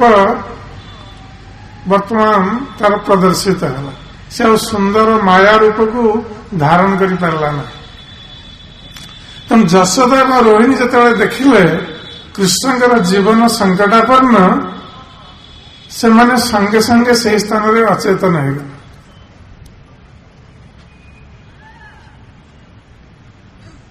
एवं पुतना वर्तमान ग्रामर बाहर को आसी ग्रामर बाहर को आसी गोटे स्थान से पड़गले जिते पुतना पड़गला से तार पूर्व स्वरूप फेरी आसला राक्षसी स्वरूप तेणु पुतनार शरीर जो पतन है 12 माइल लंबा थिला पुतनार शरीर 6 कोश एवं 12 माइल लंबा प्रकांड काय पुतनार राक्षसी शरीर जिते पतित है भूमि पतित है से भूमि पर जिते वृक्ष लता सब थिले सबू भांगी पड़े पुतनार शरीर भार तेरे जदियो ब्रजरे अन्य कौन प्रकार अनिष्ट पुतना करिपारला नहीं कौन सी ब्रजर शिशु को हत्या करिपारला नहीं बा ब्रजर कौन सी गृह बा वृक्ष मध्य वृक्ष को नष्ट करने पुतना समर्थ है तेरे पुतनार शरीर जो 12 माइल व्यापी अंचल पड़ा एवं जो वृक्ष मान सब भूमि पतित है पुतनार शरीर बाहर प्रकृत पक्षे श्री जीव गोस्वामी कहते से पुतना जो तार शरीर पतन है से थिला प्रकृत पक्षे कंसर गोटे उद्यान जहाँकि गोकुल थिला कारण कंस उद्यान विभिन्न स्थान में सब रही तेणु गोकुल गोटे उद्यान थिला कंसर जो सब विभिन्न प्रकार फल वृक्ष एवं पुष्प वृक्ष रही था एवं कंसर लोक मैंने सब फल और पुष्प संग्रह कर कंस नहीं था तेणु पुतनार शरीर जिते पतित है से उद्यान ही पतित तार अर्थ है जे कंस जो राक्षसी पुतना को प्रेरण करथिला ब्रजभूमि को नष्ट भ्रष्ट करने ब्रजर शिशु मान को हत्या करने ब्रजर तो किसी हो पारानी ब्रजर किसी नष्ट है बर कंसर उद्यान नष्ट है पुतना द्वारा तेणु जो मैंने अन्यर अनिष्ट चिंता करती से निजर अनिष्ट होता तेणु कंस ब्रजभूमि अनिष्ट चिंता करुला तार निजर उद्यान नष्ट हो गया एवं से जो व्यक्ति को असुर पुतना को प्रेरण करथिला से पुतना राक्षसर वध है तेणु भगवान कृष्ण पुतनार स्तनपान करी से तार प्राण को मध्य पान करदे पुतनार प्राण बाहर गला से तार शरीर एपरी भाव में पड़ी रहा तेरे पुतनार शरीर किपरि देखा जाउथिला सेतेबेले ना पुतनार मुख खोली जाइथिला कारण से चित्कार करुथिला सेतेबेले प्राण विकल रे एवं तार सब विराट का दांत मान सब देखा जाउथिला पुतनार तेणु पुतनार दांत गुड़िक जपरी लंगलर फाल ठीक से देखा जाता। एवं पुतनार जो प्रकांड का शरीर जो नासिकार दुईटी पुड़ा ए दुईटी पुड़ा जपरी देखा जाउथला पर्वतर गह्वर बा गुफा सदृश एवं पुतनार जो स्तनद्वय विराट काय स्तनद्वय थिला से दुईटी स्तन देखा जाउथला जेपरी पर्वतरु विराट प्रस्तर खंड आसी पड़ी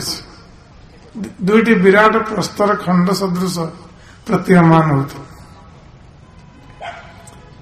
एवं पुतनार केश सबू ताम्र वर्ण धारण करथिला तार जो नाभि पुतनार नाभि एक विराट काय शुष्क हृद सदृश प्रतीयमान होता एवं पुतनार जंघ देश एपरी नदीर तट परी प्रतीयमान होता एवं तार हस्तपद सब सेतु परी प्रतीयमान होता एवं यहीपरी अवस्था भगवान श्रीकृष्ण जेहेतु पुतना कृष्ण को धरी आसी कारण कृष्ण तार स्तन को त्याग करना जो पुतनार शरीर पतन है कृष्ण मध्य पुतनार बक्ष देश रही पुतनार शरीर उपरे पड़ी किसी भगवान कृष्ण पुतनार शरीर पतन हवा पर तार बक्ष देश से आनंद क्रीड़ा कर शिशु रूप तेणु जो ब्रजवासी माने प्रकांड का शब्द श्रवण कले पुतनार आर्त चित्कार एवं भूमिकंप सर्वप्रथम से माने घर बाहरी आसी भयभीत कौन है बोली से माने समस्ते नंद महाराज भवन आड़ को सब धावमान जे नंद महाराज गृह किसी अघटन घटनी तो कारण नंद ब्रजवासी माने नंद महाराज को एते भल पाउथिले एवं विशेष भाव जो नवजात शिशु उत्पन्न एते सुंदर शिशु समस्त ब्रजवासी से शिशु प्रति आकृष्ट समस्त ब्रजवासी मानकर ये शिशु हूँ प्राण प्रिय प्राण ठारू अधिक प्रिय तेणु कौन से विपद रे समस्त निजर प्राण प्रिय वस्तु सुरक्षित अच्छी कि नहीं देखा चाहते तेणु सबु ब्रजवासी कृष्ण सुरक्षित अच्छा कि नहीं देखा समस्त नंद भवन आड़ धावमान एवं गोपी माने जो मैंने वयस्का गोपी थिले से माने समस्ते कृष्ण जो गृह शयन करुले नंद महाराज शयन कक्ष समस्ते आसी देखिले सेठारे कृष्ण नहांती एवं जशोदा रोहिणी अचेतन अवस्था पड़ी तेणु से बुझीगले निश्चित भाव में किसी अघटन घटी एवं कृष्ण नहांती कौन सी वित्पात व विपद आसी नंद महाराज गृह को तेणु से कृष्ण को खोजापी नंद भवन दौड़ी आसी सारा ग्राम सारा से खोजुंट एवं किसी गोपी ग्राम बाहर को आसी देखुंट दूर एक प्रकांड काय शरीर पर्वत सदृश पड़ी रही एवं से प्रकांड का शरीर ऊपर भगवान कृष्ण क्रीड़ा कर तेणु गोपी मान जो कृष्ण को दर्शन कले से आश्वस्त एवं दौड़ी जाए से भगवान कृष्ण को पुतनार बक्ष देश कोल को आनी से फेरी आसी फेरी आसी सर्वप्रथम से गले जशोदा माता एवं रोहिणी को चेतन करने कारण से कृष्ण अवस्था देखी अचेतन होती तेणु गोपी माने कृष्ण को कोल धरी जशोदा माता निकट को जाई जशोदा कोल रखी ଯଶୋଦା ମାତାଙ୍କର ଶରୀରରେ ମସ୍ତକରେ ଜଳ ସିଞ୍ଚନ କରି ତାଙ୍କୁ ଚେତା ଫେରାଇ ଆଣିବା ପାଇଁ ଚେଷ୍ଟା କଲେ ଏବଂ ବାରମ୍ବାର କୃଷ୍ଣ କୃଷ୍ଣ ନାମ ଉଚ୍ଚାରଣ କଲେ ଯଶୋଦା ମାତାଙ୍କର କର୍ଣ୍ଣ କୁହାଗଲା। ତେଣୁ ଯଶୋଦା ମାତା ଏବଂ ରୋହିଣୀ ଦେବୀ ଯେତେବେଳେ କୃଷ୍ଣ ନାମ ଶ୍ରବଣ କଲେ ସେମାନଙ୍କର ଚେତା ଫେରି ଆସିଲା ଏବଂ ଚେତା ଫେରି ଆସିବା ମାତ୍ରେ ସେମାନେ ଦେଖିଲେ କୃଷ୍ଣଙ୍କୁ ନିକଟରେ। ତେଣୁ କୃଷ୍ଣଙ୍କୁ ନିକଟରେ ଦେଖିବା ମାତ୍ରେ ସେମାନେ ଆଶ୍ୱସ୍ତ ହେଲେ। ତା ନହେଲେ ପୁନଃ ସେମାନେ ଅଚେତ ହେଇଥାନ୍ତା ଯଦି କୃଷ୍ଣଙ୍କୁ ଦେଖିନଥାନ୍ତା। ତେଣୁ ଏହିପରି ଭାବରେ ସେମାନେ ଚେତନାକୁ ପ୍ରାପ୍ତ ହେବା ପରେ ଯଦିଓ ସେମାନେ ଅତ୍ୟନ୍ତ ଦୁଃଖୀ ହେଇଥିଲେ କୃଷ୍ଣଙ୍କ ବିରହରେ, ତେବେ ମାତୃସ୍ଥାନୀୟ ଗୋପୀମାନେ ବର୍ତ୍ତମାନ କୃଷ୍ଣଙ୍କର ଶରୀର ସୁସ୍ଥ ଅଛି କି ନାହିଁ ବା ଯେଉଁ ରାକ୍ଷସ ତାଙ୍କୁ ନେଇଯାଇଥିଲା ରାକ୍ଷସର ପ୍ରଭାବରୁ କୃଷ୍ଣଙ୍କୁ ମୁକ୍ତ କରିବା ପାଇଁ ମାତୃସ୍ଥାନୀୟ ଗୋପୀମାନେ ସେମାନେ ଗାଈ ଲାଞ୍ଜ ଆଣି କୃଷ୍ଣଙ୍କ ଶରୀରରେ ବୁଲେଇବାକୁ ଆରମ୍ଭ କଲେ। ଯଦିଓ ମାତା ଯଶୋଦା ଏବଂ ରୋହିଣୀ ଏ କାର୍ଯ୍ୟରେ ସକ୍ରିୟ ଭାବରେ ଅଂଶଗ୍ରହଣ କରିପାରୁନଥିଲେ ଯେହେତୁ ସେମାନେ ଅତ୍ୟନ୍ତ ବିହ୍ୱଳ ଅବସ୍ଥାରେ ଥିଲେ କୃଷ୍ଣଙ୍କର ଏ ଦୁର୍ଦ୍ଦଶା ଦେଖି, ତେଣୁ ମାତୃସ୍ଥାନୀୟ ଗୋପୀମାନେ ପ୍ରଥମେ ଗାଈ ଲାଞ୍ଜରେ ଭଗବାନ କୃଷ୍ଣଙ୍କର ଶରୀର ଚତୁର୍ଦିଗକୁ ସ୍ପର୍ଶ କଲେ। ତାପରେ ସେମାନେ ଭଗବାନ କୃଷ୍ଣଙ୍କ ଶରୀରରୁ ଗୋମୂତ୍ରରେ ସ୍ନାନ କରାଇଲେ। ଗୋମୂତ୍ରରେ ସ୍ନାନ କରାଇ ଗୋବର ଦ୍ୱାରା ଭଗବାନ କୃଷ୍ଣଙ୍କର ଦ୍ୱାଦଶ ସ୍ଥାନରେ ସେମାନେ ତିଳକ କରି ଭଗବାନଙ୍କର ନାମ ଉଚ୍ଚାରଣ କଲେ, ମନ୍ତ୍ର ଉଚ୍ଚାରଣ କଲେ। ଯେପରି ଆମେ ଦ୍ୱାଦଶ ସ୍ଥାନରେ ତିଳକ କରୁଛେ, ତିଳକ କରିବା ସମୟରେ ଭଗବାନଙ୍କର ନାମ ସମ୍ବନ୍ଧିତ ମନ୍ତ୍ର ଉଚ୍ଚାରଣ କରୁଛେ। ଯେପରି ମସ୍ତକରେ ତିଳକ କଲାବେଳେ ଆମେ କହୁଛେ ଓಂ କେଶବାୟ ନମଃ, ନାଭିଦେଶରେ ଓಂ ନାରାୟଣାୟ ନମଃ। ତେଣୁ ଗୋପୀମାନେ ଏସବୁ ଜାଣିଥିଲେ ମନ୍ତ୍ର। ତେଣୁ ଗୋବର ଦ୍ୱାରା କୃଷ୍ଣଙ୍କ ଶରୀରରେ ତିଳକ କରି ସେମାନେ ସବୁ ଭଗବାନଙ୍କର ନାମ ଉଚ୍ଚାରଣ କଲେ। ଏହିପରି ଭାବରେ ସେମାନେ କୃଷ୍ଣଙ୍କର ଶରୀରକୁ ସୁସ୍ଥ କରିବା ପାଇଁ ଚେଷ୍ଟା କଲେ। ଯେହେତୁ ରାକ୍ଷସୀ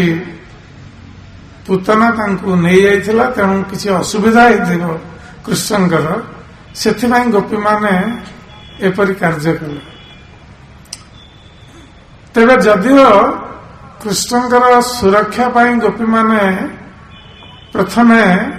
ଏ କାର୍ଯ୍ୟ କରିଥିଲେ, କିନ୍ତୁ ପରବର୍ତ୍ତୀ ଅବସ୍ଥାରେ ପୁଣି ଆଚମନ କରି ଆଉ ଥରେ ସେମାନେ କୃଷ୍ଣଙ୍କର ଶରୀରକୁ ଚତୁର୍ଦିଗରୁ ରକ୍ଷା କରିବା ପାଇଁ ସବୁ ବୈଦିକ ମନ୍ତ୍ରମାନ ଉଚ୍ଚାରଣ କଲେ। ଯେ ଭଗବାନ ପୃଷ୍ଠ ଦେଶରୁ ତୋତେ ରକ୍ଷା କରନ୍ତୁ, ଭଗବାନ ପୂର୍ବ ଦେଶରୁ ତୋତେ ରକ୍ଷା କରନ୍ତୁ, ପାର୍ଶ୍ୱ ଦେଶରୁ ରକ୍ଷା କରନ୍ତୁ, ଏପରି ମନ୍ତ୍ର ଉଚ୍ଚାରଣ କରି ସେମାନେ କୃଷ୍ଣଙ୍କୁ ସୁରକ୍ଷିତ କରିବା ପାଇଁ ଚେଷ୍ଟା କଲେ। ତେବେ ଏହିପରି ଭାବରେ ଯେତେବେଳେ ଗୋପୀମାନେ ସବୁ ବିଭିନ୍ନ ଅନୁଷ୍ଠାନ କରି କୃଷ୍ଣଙ୍କ ଶରୀରକୁ ଶୁଦ୍ଧ କଲେ,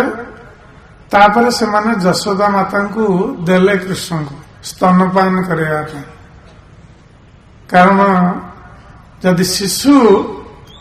ଶରୀର କିଛି ଅସୁସ୍ଥ ହେଇଥାଏ ସେ ସ୍ତନପାନ କରିବ ନାହିଁ, ମାତାଙ୍କର ସ୍ତନପାନ କରେ ନାହିଁ ଶିଶୁ। ଶିଶୁ ଯଦି ସୁସ୍ଥ ଥିବ ତାହେଲେ ସେ ଆରାମରେ ସ୍ତନପାନ କରିବ। ତେଣୁ ମାତାମାନେ ସାଧାରଣ ଭାବରେ ଶିଶୁ ସୁସ୍ଥ କି ଅସୁସ୍ଥ ଜାଣିବା ପାଇଁ ପ୍ରଥମେ ସ୍ତନପାନ କରିଥାନ୍ତି। ଯଦି ଶିଶୁ ଆରାମରେ ସ୍ତନପାନ କଲା ତାହେଲେ ସେମାନେ ଜାଣନ୍ତି ଯେ ଶିଶୁ ସୁସ୍ଥ ରହିଛି। ତେଣୁ ମାତା ଯଶୋଦା कृष्ण को नहीं स्तनपान करेले एवं कृष्ण आराम स्तनपान कले तेणु माता यशोदा आश्वस्त हेले जे आम कृष्ण किसी हेनी से सुस्थ रही। तेणु एपरी भाव माता यशोदा कृष्ण को एत बड़ विपदरू सुरक्षित अवस्था बंची जाइथिबा हेतु भगवान को प्रणति निवेदन करी कृतज्ञता व्यक्त कले जे भगवान आज बड़ विपदरू आमर पुत्र को रक्षा कले। किंतु यशोदा तो जानती जे तांकर पुत्र निज भगवान। तबे जहाँ भी वात्सल्य भाव माता यशोदांकर वात्सल्य भाव तांकु एपरी भाव में भगवान को प्रार्थना करने प्रेरित करथिला। तबे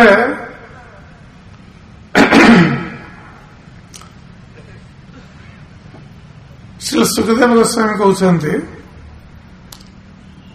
जेतेबेले पुतनार शरीर 12 माइल व्यापी अंचल पड़ी रही प्रकांड का शरीर तेणु सब ब्रजवासी माने विशेष भाव में नंद महाराज ज्येष्ठ भ्राता उपानंद से ब्रजवासी मान को आदेश देले जे पुतना राक्षसी तेणु तार शरीर एपरी पड़ी रहा ठीक नुहे। ए राक्षसी मानकर किसी ठिकाना नहीं से माने केतेबेले पुणी ता शरीर पुणी जीवित हो ताहले ब्रजरे पुणी अघटन घटे पुणी तार से अत्याचार आरंभ करिबो ब्रजरे। तेणु उपानंद आदेश देले ए पुतनार शरीर को टिकी टिकी करी काटी ताकू अग्नि संजोग करदेवा आवश्यक। जेतेबेले पुतनार शरीर जलीजीव ताहले आउ किछि भय रहिबो। तेणु जेपरि साधारण भाव में आमे जेतेबेले कौनसी विषधर सर्प को हत्या करू बा विषधर सर्प को मारी दो आमे तार शरीर को सेपरि छाड़ी दो काले सर्प पुणी जीवित हो तेना आम तार शरीर को जलई दे। ठीक सेपरी जेहेतु राक्षसी पुतना विषधर सर्प सदृश थिला तेणु तार शरीर जलई देवाई उपानंद आदेश देले। तेणु किछि लोक सब कुराड़ी धरी पुतनार शरीर को सब खंड खंड करने को लगे। प्रकांड का शरीर 12 माइल व्यापी लंबा शरीर पड़ी रही। तेणु से पुतनार शरीर को खंड खंड करी सब गोकुल बाहर गोटे स्थान सब विभिन्न जगह एकत्रित कले कारण गोटे जगह भी एकत्रित हो पार एत सब खंड रही पुतनार शरीर। तेणु विभिन्न जगह एकत्रित करी सब अग्नि संजोग कले। तबे जतबेले से अग्नि संजोग कले पुतनार शरीर रे एक आश्चर्य घटना घटिला। कारण साधारण भाव में आमे जतबेले गोटे शव को जलई दो शव जलिवा समय दुर्गंध आसी था स्वाभाविक कथा। किंतु पुतनार शरीर को जितेबाला ब्रजवासी माने जलैले तार शरीर अगुरु गंध आसवा को आरंभ कले। समस्ते आश्चर्यचकित हो जे पुतना राक्षसी एवं तार शरीर अगुरुगंध किपरि आसुछि एवं दूर दूरांतरु अनेक ब्रजवासी जो माने कि जानी नथिले कौन घटना घटी से ये अगुरु गंध प्राप्त ही से निकट को चली आसे देखा ये गंध क्यों आसुछि आसी देखिले जे सब अन्य ब्रजवासी मैंने जलाउछन्ति शरीर को सब प्रश्न कले कौन घटना एवं से शुणा पाइले एपरी राक्षसी आसीथिला एवं तार मृत्यु होइछि तार शरीर एपरी गंध आसुछि तेबे पुतना शरीर अगुरगंध किपरि आसिबा जहाँकि संभवपर नुहे किपरि संभव है जेहेतु से राक्षसी पापी आसी अनेक प्रकार पाप करिछि अनेक बालग्नि अनेक शिशु को बध करिछि पुतना तेणु अनेक शिशु हत्या दोषर दोषी तेरे तार शरीर एपरी अगुरगंध किपरि आसुछि तेणु पुतना जदिओ अनेक पाप कार्य करिछि राक्षसी स्वभाव किंतु तार सौभाग्य से भगवान का स्पर्श को प्राप्त है भगवान को कोଳରେ धारण कला पुतना निजर स्तनपान करेला जदिओ छलना पूर्वक से मातृभाव व्यक्त करिथिला पुतना तथापि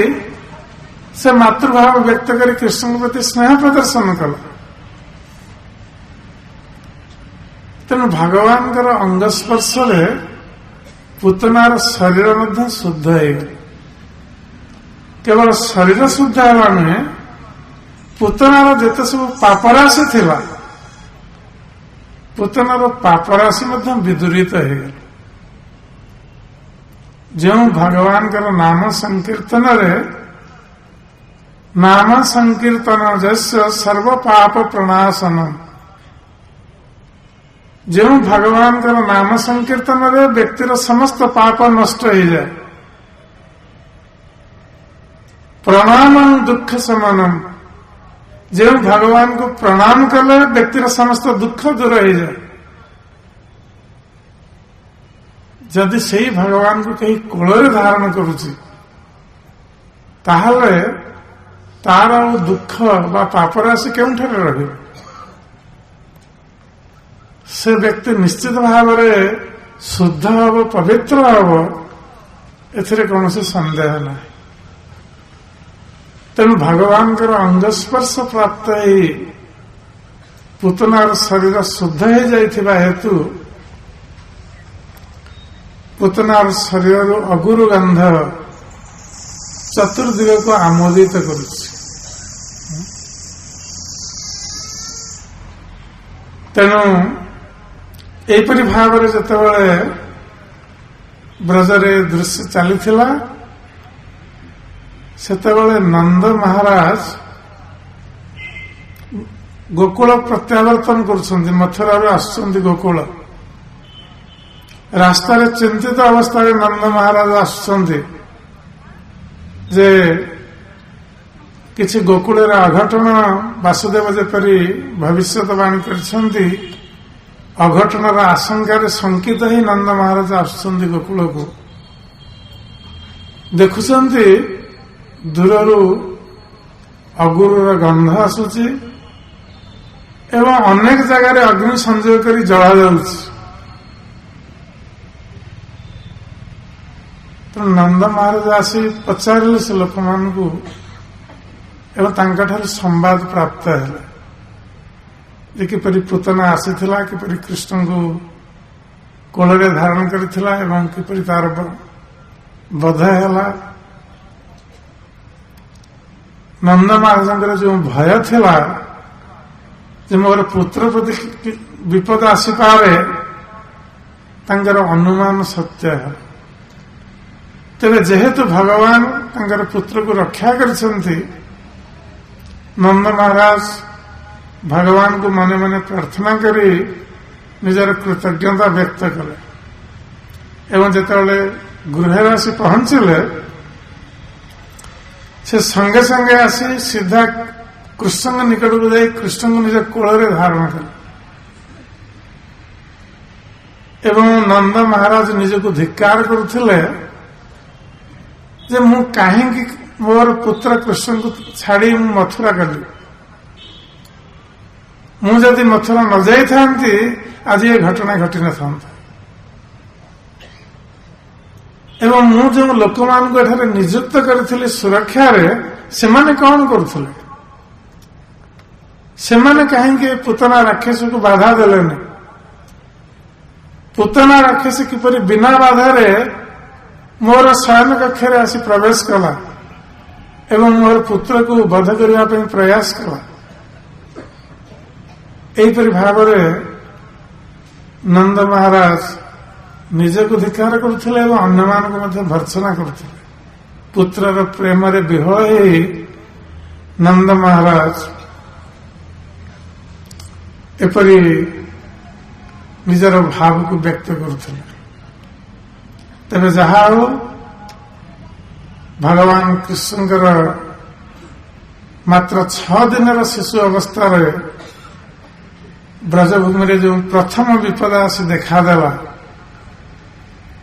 से विपदरू भगवान कृष्ण रक्षा तो पाईगले ता सहित जो राक्षसी आसीथिला वध करने भगवान कृष्ण को से राक्षसी मध्य निहत है जदियो भगवान कृष्ण से राक्षस को वध करछंती किंतु नंद महाराज माता यशोदा एवं ब्रजवासी माने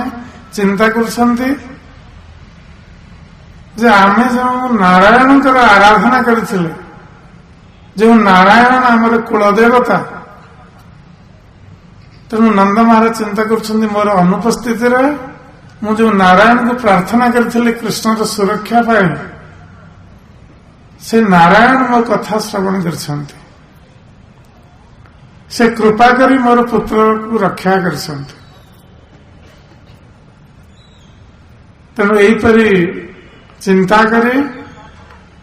नंद महाराज गोकुल अवस्थान कले तेरे आज आम समय आम आगामी काली आलोचना करवा जे पुतना जे भगवान कृष्ण अंगस्पर्श प्राप्त ही धन्य हो गला समस्त पापरू मुक्त हो गला तार गति कौन है